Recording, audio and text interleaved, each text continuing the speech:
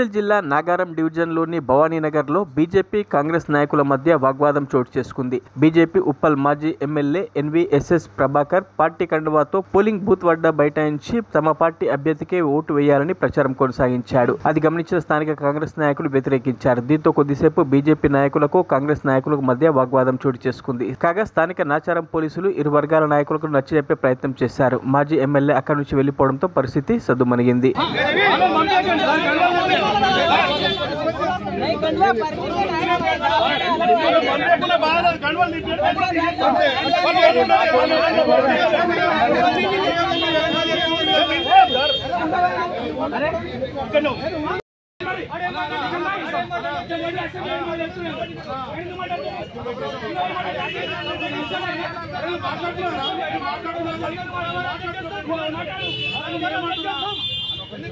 మరిన్ని అప్డేట్స్ కోసం మా ఛానల్ని సబ్స్క్రైబ్ చేయండి.